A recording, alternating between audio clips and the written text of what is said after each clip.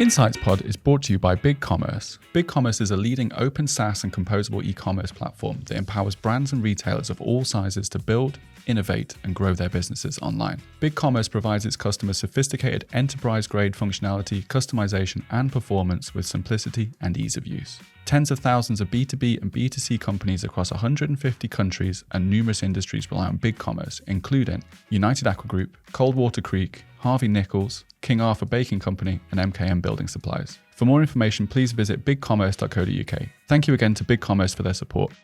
Hello there, welcome to episode 4 of Insights Pod. Today I'm delighted to be welcomed by my guests, my new co-host, CEO of the Bathroom Association, Daphne Doody-Green. Hello. Hi Lisa, great to be here. Andy McLean, our Technical Director of the Bathroom Association. Welcome, Andy. Thank you very much. Hello. And our Research Manager, Jane Blakeborough. Welcome. Hi. We have quite a bit to get through today. As normal, we'll have a bit of a chat about what's going on in the Insights publication. But first of all, I just want to come back to you, Daphne, as our new CEO. You haven't been with the association that long. You were thrown in at a deep end. How are you finding it? I'm absolutely loving it. You know, I'm 6 weeks in. I joined on the 1st of September. So I am a newbie, and not only new to the role, but new to the industry. So that in itself is quite a big challenge, but I'm really delighted to be coming in and leading the organisation at this time of evolution. I think what really attracted me to this role was the work that had already taken place before I started on the rebrand. Which to me was a real signal, quite a significant signal around the association's intent to become more inclusive. And, I know that historically we have represented manufacturers, and I think that's fantastic, and we will absolutely continue to do that. But as we move forward, the opportunity to collaborate across that value chain, I think, is going to be hugely advantageous for all of our members, our existing members and new members. So that for me was really exciting when I looked at the job and the work that had happened, the great work actually that the team had done to get us to that point, because that's not easy.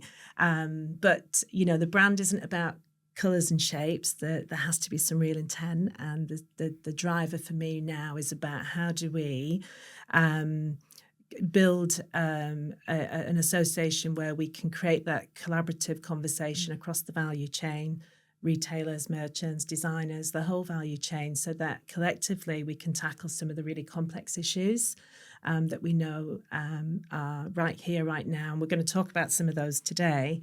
So I think the power of collaboration, and it builds a stronger voice to enable us to influence, whether that's lobbying at a kind of government level, or helping us to create better places for people to work, and of course more successful organisations, so that being able to share and educate across that value chain is going to be hugely important. So that was great to come in at that point. It's really exciting.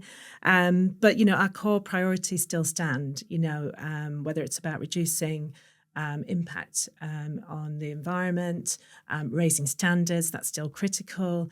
And the market insight piece and our ability to provide market intelligence is going to be really important for us as we go forward. So the priorities still stand, but I think how we do it and how we engage and how we build broader communities around that will be what's really interesting as we go forward. I thought it might be helpful just to share a few observations on the Connect conference, because, again, I was so lucky having just come in to get to come to the annual conference. That doesn't often happen time-wise. So I was 2.5 weeks in. Tom had a great idea that I should co-present the conference, which was a bit daunting, I have to be honest. So thank you, Tom.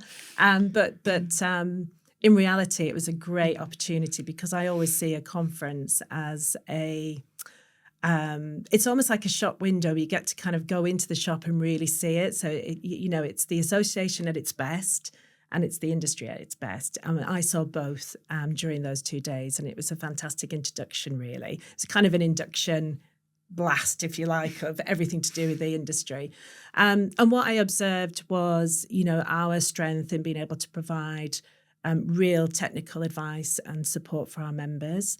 I thought the marketing stream was fantastic as well, and really showcasing and providing insight around how to, build successful organisations. So those two streams on the first day I thought were really helpful for our members.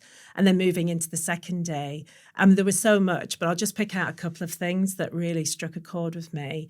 I think given the remit that I have and we have as a team around building that kind of association, that inclusive association, the big debate which Tom chaired, I thought was a real moment for that conversation to happen, because Tom was leaving and I was coming in, and of course I was on the panel, and to be able to hear from other people across that value chain, so we had representation from retail, from distribution, from manufacturers, talk about the advantages of bringing all of that value chain together, and appreciation of the kind of interdependencies between that value chain, and why it's really important that we work together and collaborate together to solve some of those bigger challenges. And really think about the future of the industry as well, because another thing that I loved and I was so honoured to be able to be involved in was 30 under 30.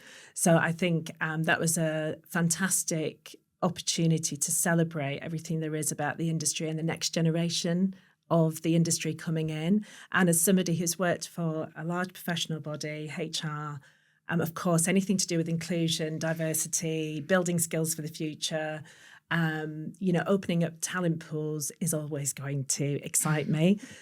So I was thrilled not only to see it, but then to be able to give the awards out, and the smiles and the gratitude and the excitement around that part of the day was something that I really took away. And I'm quite excited about the fact that we can probably do more work in that area. And in fact, I was at the Coalition in Construction Conference last week, and I think we've got a big role to play as well in tackling some of the future skills. I know we're talking about skills particularly today, but broader skills and how we bring more talent and more diversity into our industry. And given that I've come from, having come from the industry and I'm female, I feel that there's a real opportunity to champion some of what we talked about last week in the work that we do. So 30 under 30, the big debate, really great, and all the other things that we provided our members on the day. I think it was a great member experience, and I'm really looking forward to working with the team on next year's conference, which is on our list. But yeah, it's been, to talk about 6 weeks, it really has been a kind of journey over the last 6 weeks. And I think now it's about, looking to the future and getting excited about the next step in our evolution as the Bathroom Association. That's great. And it's all really positive, isn't it? Yes. It's all really positive. Yeah. And talking of positivity, Jane, can you carry this theme forward? Oh, yes. Can we talk about I'll do my best. The economic outlook that is on the horizon? What's happened, where we are, and are we going to stay positive? Well, in the theme of the Bathroom Association, which is to be relentlessly positive about everything, the economic barometer is not actually looking as bad as the sort of news outlets paint, really. So when we do the barometer, we look at a month backwards where we've been as far as, members' turnover figures, the BMBI, which is the the Builders Merchants Index, and the Plumbing and Heating Index. And then we look at factors that we can't change, so things like inflation, bank interest rates, because they're set, outside of our scope. And then we look at where we think, sort of forecasting in terms of consumer confidence, business confidence. And so if we look at the members' figures to start with, August was actually quite a good month. And historically, we always say nothing happens in August because everything shuts down. So the figures do dip, so it looks a bit depressing. But if you look at August against the past 2 years, we've had the best August for the last 2 years. And it's the first month that we've actually grown year on year compared to other months. So it'll be interesting to see whether that continues through to September. But actually, August was quite a good month. We're slightly tracking a little bit lower than overall merchant sales within kitchens and bathrooms, but only a little bit lower, and we are coming back up again. And in terms of plumbing and heating figures, sort of actual units are down, but because of price increases, then value is up. So you've got to put that volume-value balance in there. The government has been very cautious at the moment. They're not increasing their interest rates. They're trying to keep inflation low. Inflation is driven by, at the moment, transport costs and food costs, which are keeping inflation high. But if we then move on and look at where we are in terms of confidence, consumer confidence is low, but it's not as low as it has been in the past. You know, we think about where we were with COVID and all that kind of thing. Consumer confidence was way down, and we are sort of tracking a little bit higher. We have little dips when Donald has a paddy and threatens tariffs. So around about April, we sort of had a dip, but we are coming back up again. And business confidence, again, had a bit of a dip, obviously with tariffs and that kind of thing. And that's actually quite low at the moment. But if you look at the bigger picture, and RSM did a really good report. I think you sent it to me, and I read that one evening. And what they actually said was, we need to look at the bigger picture. And across the world, we always think that we're doing really badly against other countries, but within the G7, we are the best performing country over the first 2 quarters this year. So what is actually dragging us down is a lack of confidence right now in what's going on here. So we're actually, the economy is not that bad, but we feel that it's bad. And that always has a bad effect on consumer spending. And then that, obviously goes on into, how much we're manufacturing, that kind of thing. But we do need somehow to just kind of get our confidence up a little bit in where we are. So it's actually quite a positive outlook, really. I thought it was quite positive, to be honest. Thank you for maintaining the positivity. Yes. I think we're doing really well, aren't we? Yeah, 2 out of 2 so far. Come on, Andy, you can do this. Let's see if I can maintain some positivity here. Okay, so let's head into one of the first briefings that we have. In fact, the first briefing in our Insights publication. And this is the Independent Water Commission final report, and obviously the implications for the bathroom sector. So this report from Sir John Conliffe has condemned the water sector as broken. I think we can probably all agree with that. And he's recommending a sweeping restructure of governance, finance, accountability, and improvements in environmental performance, water quality, regulations, infrastructure. It's the whole kit and caboodle to do with the water sector. There are 88 recommendations that he made, which I believe the government has accepted in full and are going to make movements on those. Perhaps one of the biggest is the abolition of Ofwat, which should be done in favour of a more stronger regulatory body. And that should include, for England anyway, it will combine Ofwat with the Drinking Water Inspectorate and water functions from the Environment Agency and Natural England into one overarching body. The problem with the Ofwat thing is that it kind of leaves us in a regulatory grey zone, because there is £100 million in the Water Efficiency Fund that Ofwat are operating. And that's it's there to stimulate innovation, and we were uncertain as to where this 100 million is going to end up. It should end up with the new body, but we await to see. It just leaves some future of some schemes a little uncertain. So we'll await to see what the government do about this. But the other key proposals in this report is the creation of a water ombudsman. They'll have legally binding powers to resolve consumer complaints. There's infrastructure and environmental commitments, so 104 billion in upgrades, which will include new reservoirs, and a national target to halve sewage discharges by 2030, which the public will be welcoming, I would imagine. There should be compulsory smart meters and a tariff reform. So how the public are used to the energy meters, the water smart meters will at least give consumers an idea of where water's being used, which should be able to highlight some of the water efficiency measures that we'd like to see. Smart meters are going to make water efficiency more visible to consumers, which will help. Really good. Yeah, I mean, in terms of consumer behaviour, I don't know. I think throughout this podcast, I'm going to keep referring to you, Joan, on consumer behaviour, because with the best will in the world, you can take a horse to water, but you can't make it drink. No. So if the more that the public are aware of how much water they're using. There has to be an education piece about how water is used in the home. And I sat in with a study that Surrey University are wanting to run. They've got government funding for it. And they are looking at how water's used in the whole home. And unfortunately, the bathroom does use more water than any other area, but there's lots of reasons for that.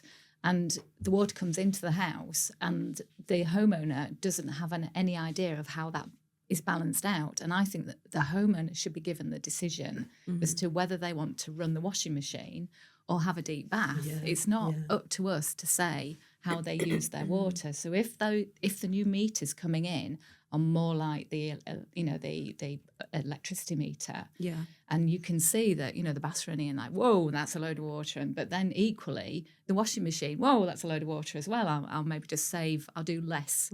And it's we use the bathroom for lots of reasons, and one of those is for health and well-being, and we can't take those decisions away from the homeowner, because that mentally and physically and for hygiene reasons, we need to use a lot of water in the bathroom.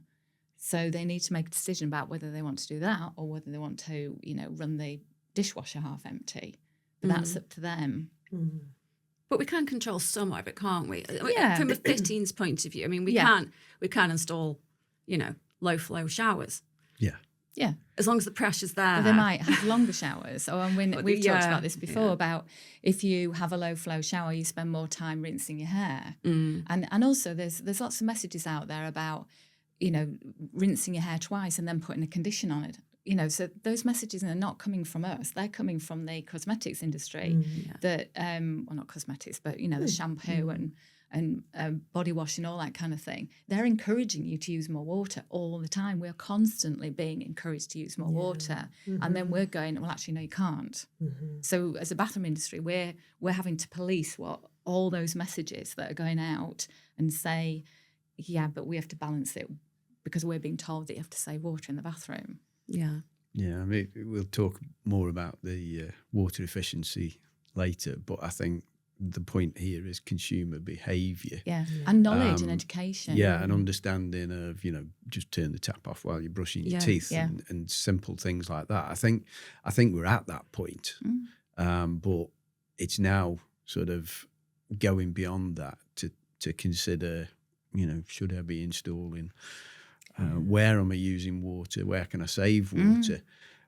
So it's more it's almost like encouraging more curiosity around it as well. Yeah. So there's an educational piece, but it's and also maybe I want to understand. Sort of gamifying it a little bit and go, whoa, look at that! I've reduced my water uses by this amount. But at the moment, you don't really see all of that. You just get a bill monthly bill. Yeah. And it's early days, but we've been in conversations about doing a bit more research from the BMA to help members to understand what the sort of levels of use that are satisfactory to members. But as I say... And that's with working with a water authority for them to understand the behaviour as well. So it's a joint initiative from both sides, from the fitting side and as the water comes in and as the water goes out. Yeah.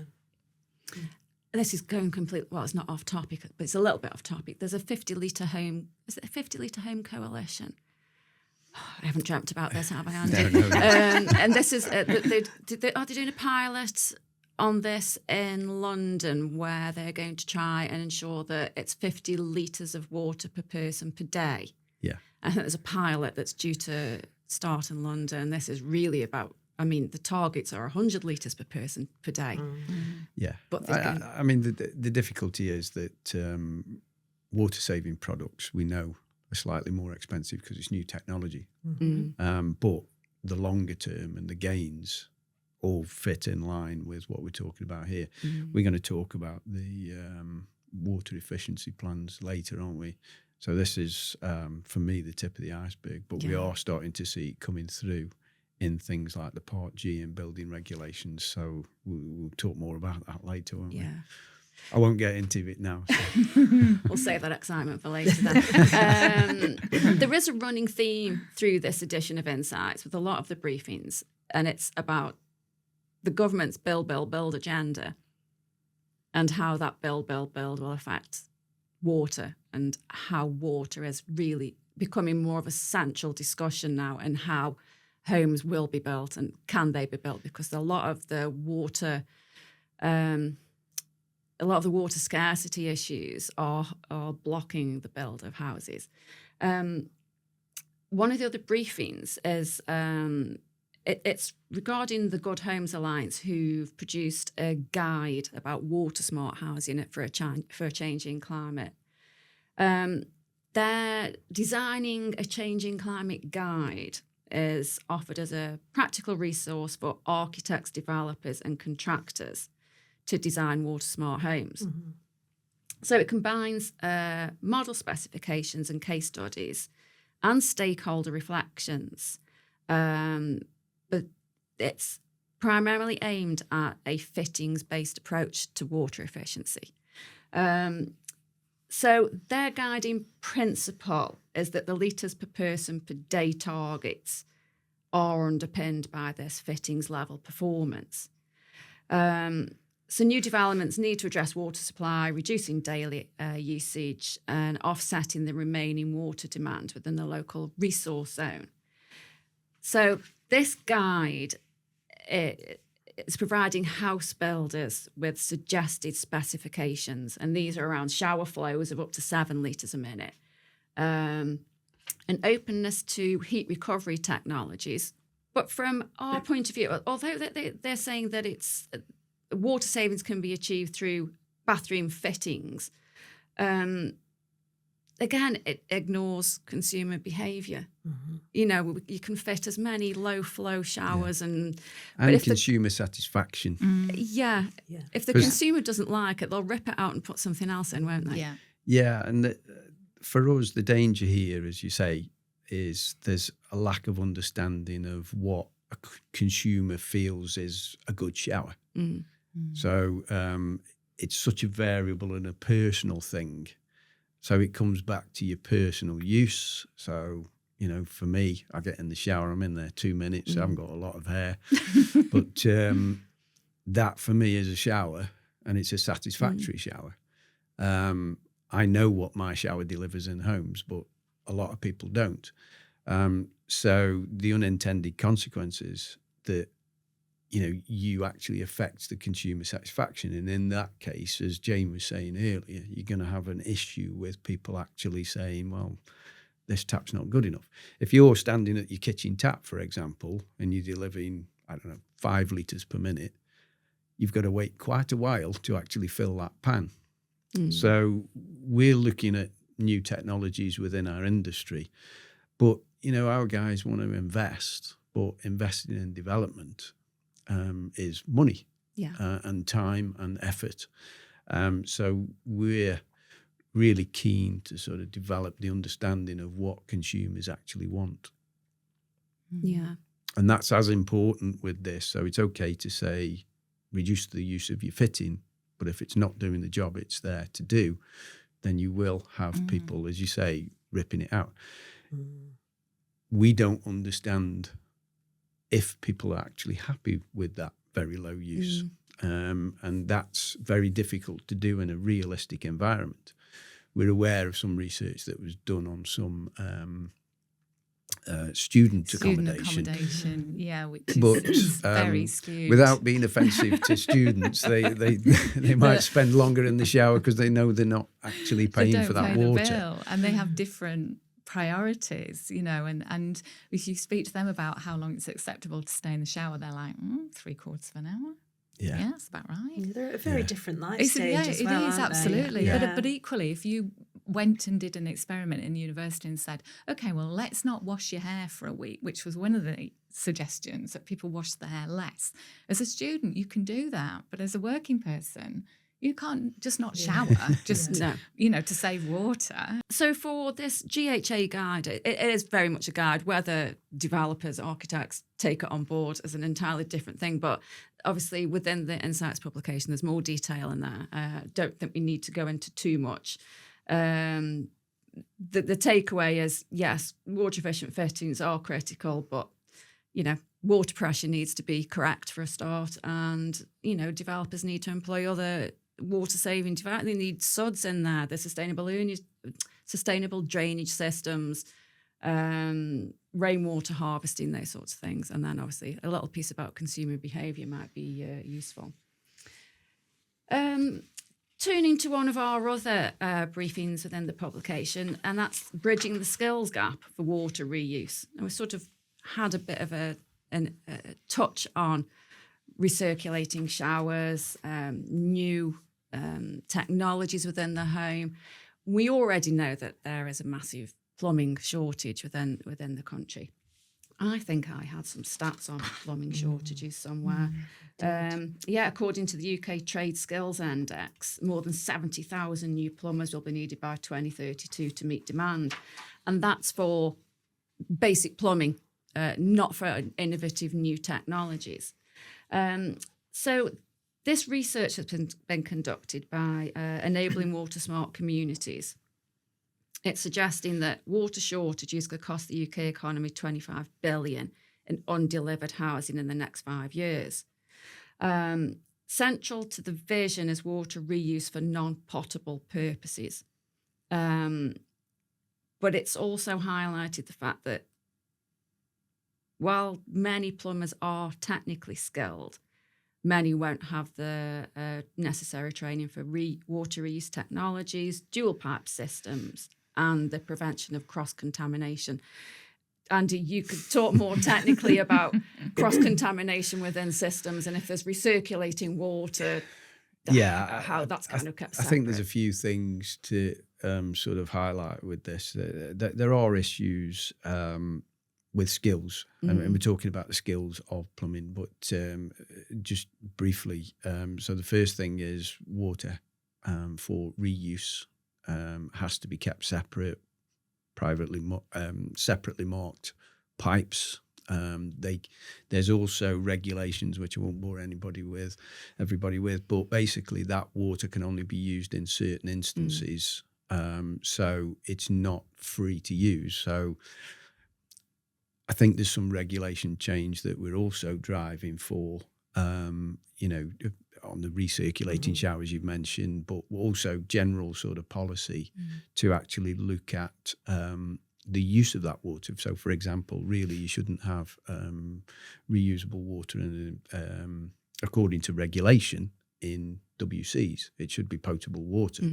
But that's more to do with backflow protection, et cetera, So there's ways around that, but the innovations in those products just complicate what is basically a very simple WC. And I think those sort of things, but we do have the garden reuse, et cetera, but it's the actual practicalities within buildings. And, I've been to a few of these meetings where one was at held by Reba. A lot of stakeholders there, and the biggest problem is that your builder, you're asking him to put separate pipework in for future-proofing, and designing that into houses now so that that's actually integrated. The other problem is, for example, the amount of water that's actually collected and you actually use is quite a low percentage of the overall household. These aren't barriers, but they're things that have to be considered. And just my point is that they complicate the house building process. Yeah. And as you say, you need that specialist expertise to be able to design, build, or manufacture, install into new homes and buildings. So, can we move on to a government consultation on water efficiency standards? Andy. That's Andy's bag, yeah. This is Andy.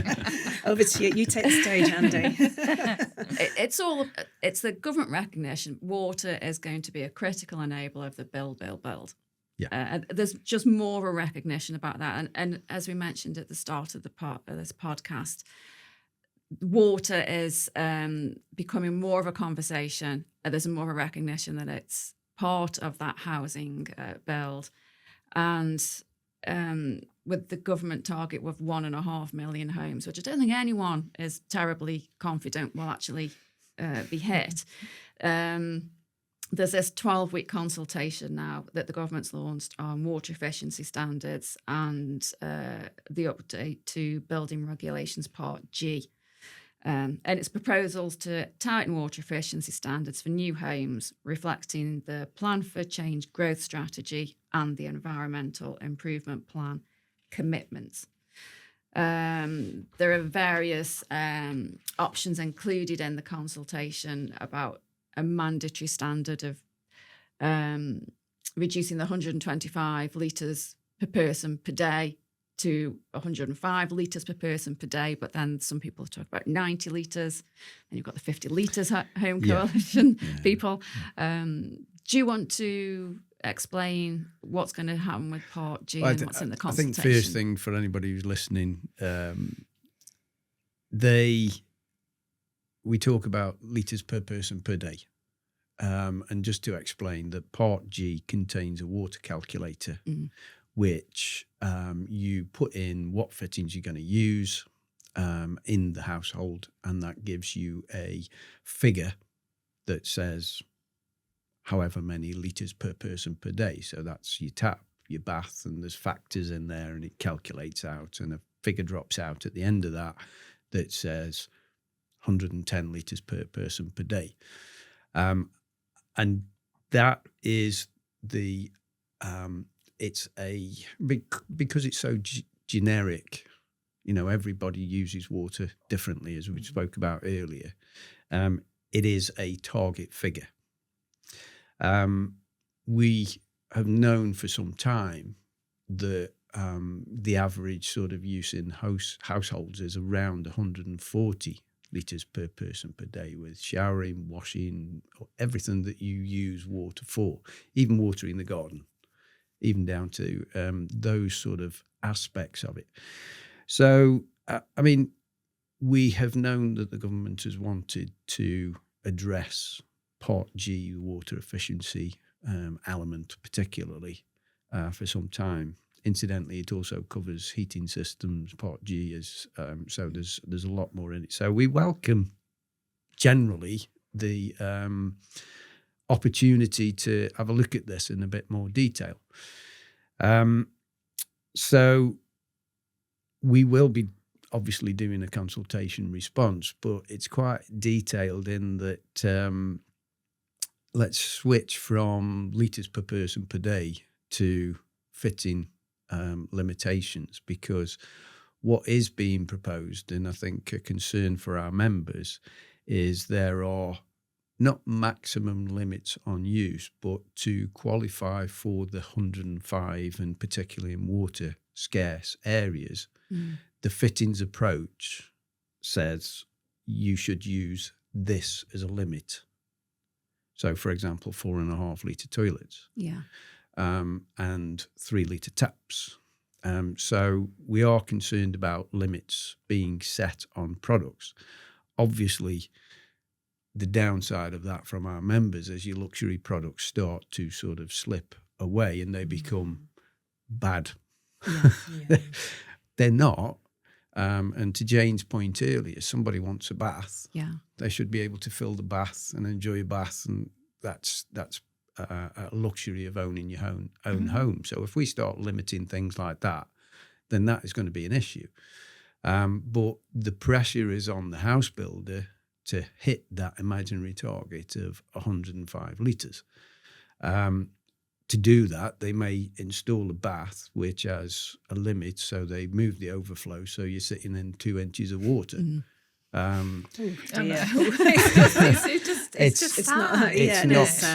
not bad. So we've got to consider all these things, and when you start piecing it together, you start saying, well, I want a nice 12-litre shower because I love my shower.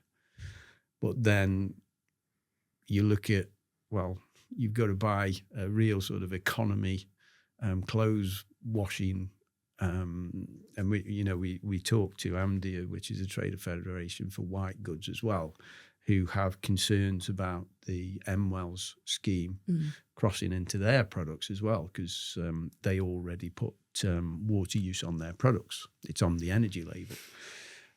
So it's another label for them.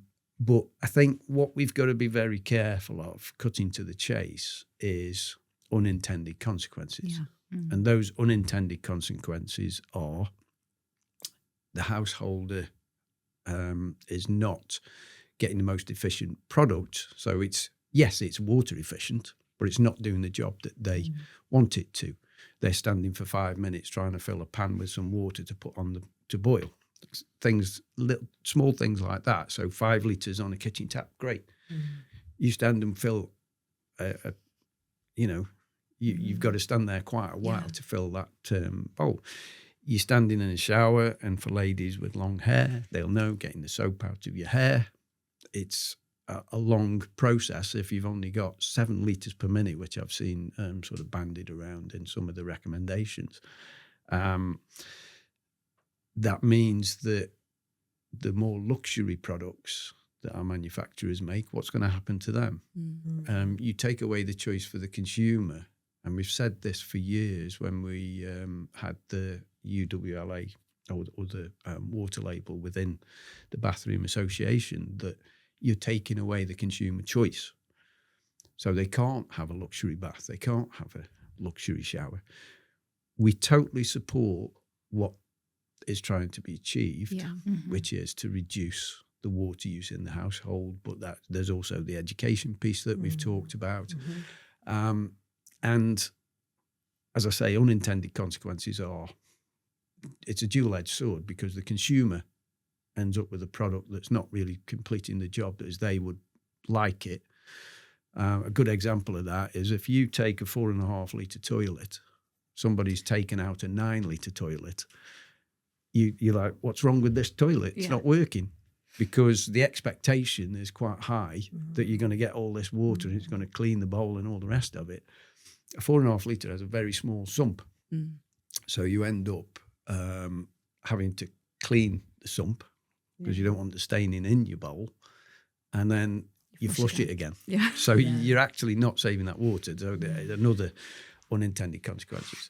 The other side of that dual-edged sword is that it's a concern for manufacturers that a lot of their products are going to get squeezed out of the market because they will be frowned upon and considered bad products, whereas the whole idea of the litres per person per day is that you can balance that to the consumer's needs. So we've just got to be careful with this. And obviously we'll feed that back through the consultation. And, it's not the Bathroom Association, as in me filling in the form. We're going to consult with our members to make sure that we've got this overall understanding to make sure that we can influence it in the right way.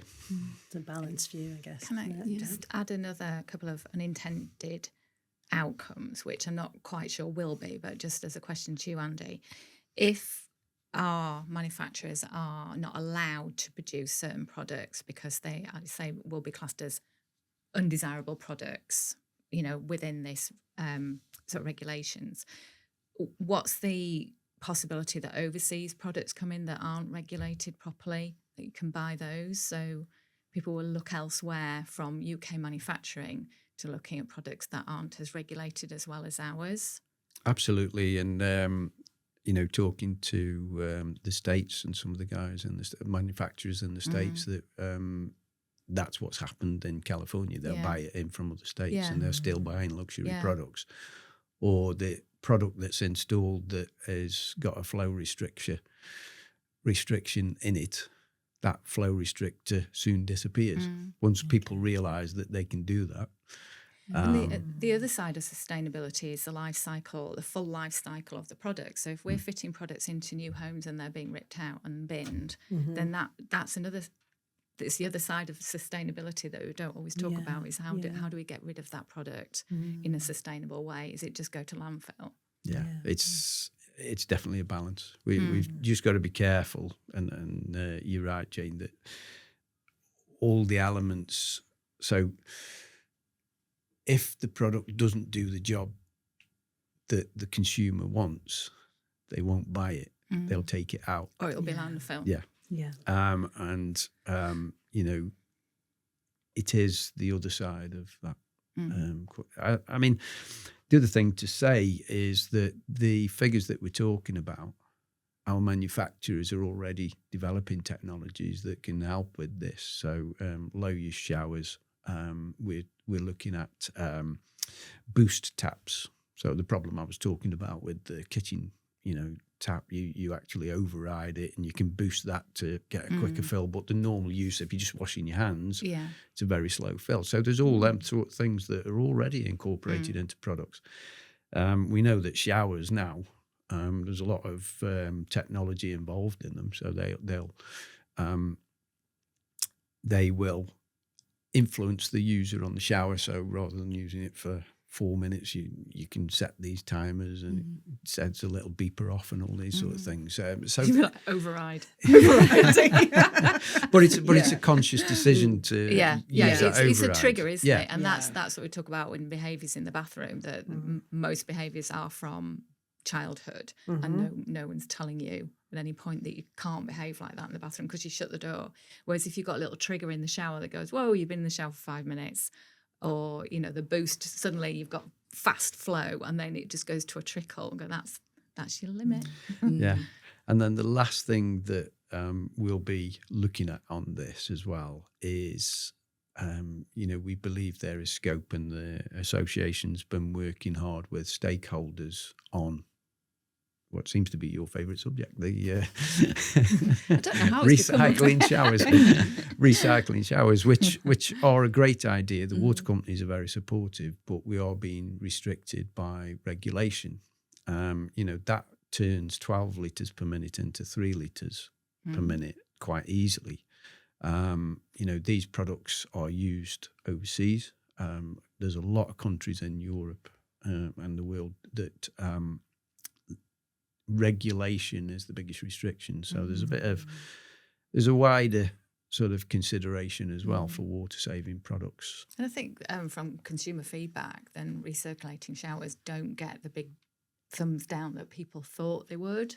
People actually go, actually, no, I think that's okay, as long as it's just my water recirculating. It's not the whole family's recirculating. And I think there is that, one of the first discussions, or one of the big discussions we had in the group was, you're not recirculating somebody else's water. No, it's just yours. Sure. It's just your water that you've used. The comparison is sitting in a bath. Yeah.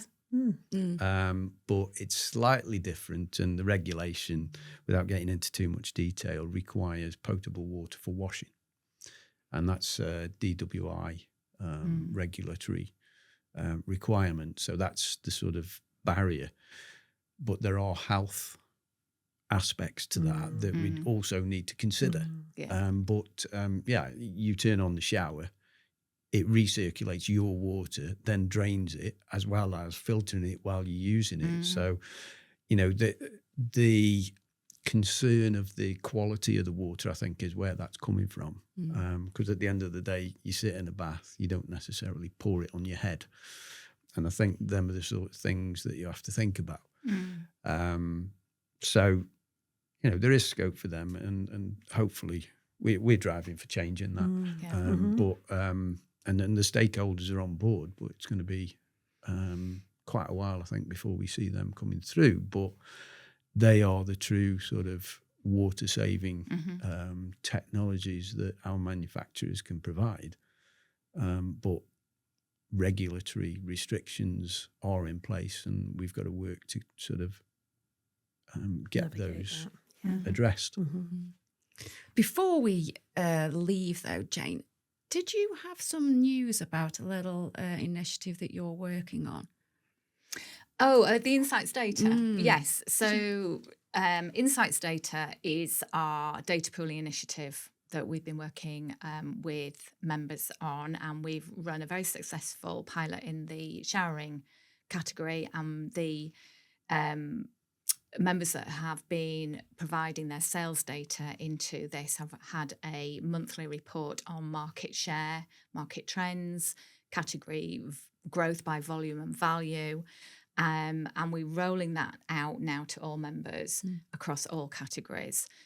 So it's our way of understanding the market, because we know that most of the market data reports are inaccurate. They are not based on true data. A lot of them are based on a little bit of hearsay, a little bit of conversation with the friends. So ours is based on true sales data, manufacturing gate data, sort of out of the manufacturers into wherever they're going, whether it's distributor, retailer, merchant. It's by category, it's by volume, by value, and also by channel. And so we've run a really good pilot on showering, and we've just developed some really great dashboards, because when we first gave the data out, people were like, oh my God, that's a huge spreadsheet. And you had to sort of have a financial brain to really understand what that meant. So we've developed these dashboards so you can see at a glance where the market's trending, which categories are growing, which are not growing, maybe growing in value but less in volume, or maybe they're selling a huge amount but the value is very low. So those dashboards have just been developed and will be out in the September issue of the reports, which will come out this week. Wonderful. No, thank you for that. That's exciting. It is exciting stuff. It is, yeah. Great And for members. Started on a positive and ended on a positive, Yeah, which is something I always like. We had a bit of positivity in the middle as well. I think we did. Yeah. I think we've done quite well. So thank you, everybody. Thank you, Lisa. Input's always completely invaluable. Thank you so much for joining us, and we'll see you on the next one. Yes. Thanks, Thank folks. Thank you. Thank you. Thanks.